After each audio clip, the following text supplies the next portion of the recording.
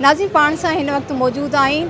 Organiser जेके आहिनि सिंधी अदबी संगत जी 75वीं जेका कॉन्फ्रेंस थी रही आहे, उनजा ऑर्गेनाइज़र आहिनि राशिद लखमीर साहब। अचो त उन्हनि खां पुछूं था त ही 75 साल जेका कॉन्फ्रेंस आहे उन बाबति हू छा था चवनि। जी सर, छा चवंदा?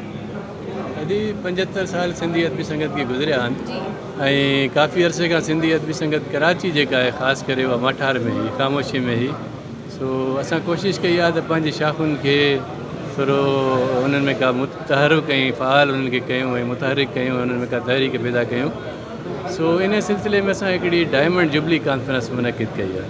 तव्हां ॾिठो हूंदो त माशाल्लाह हाज़िरी जे लिहाज़ खां सॼो ऑडिटोरियम भरियलु आहे ऐं माण्हू वीचारा परे परे खां लाड़काणे खां वठी कराची ताईं असांजा दोस्त आहिनि कॉन्फ्रेंस में शरीक थियण जे लाइ आया आहिनि। ऐं तव्हां इहो बि ॾिठो हूंदो त सिंध जा जेके लीजेंड्स आहिनि, वॾा ॾाहा आहिनि, दानिश्वर आहिनि, लेखक आहिनि, कहाणीकार आहिनि, शाइर आहिनि, उहे सभु हिन प्रोग्राम में मौजूदु आहिनि। ऐं मुंहिंजी इहा ख़्वाहिश आहे त सिंधी अदबी संगत जो जेको ॿूटो 75 साल अॻु हयो वियो ऐं हाणे उहो वधी हिकिड़ो वॾो वणु थी चुको आहे, उन जी छांव जेका आहे सा ईअं क़ाइमु ऐं दाइमु रहे। उन जा गुल जिन में शाइर, कहाणीकार, नसर नवीस आहिनि, उहे सॼे माहौल खे मुअतरु कंदा रहनि ऐं उपकारींदा रहनि।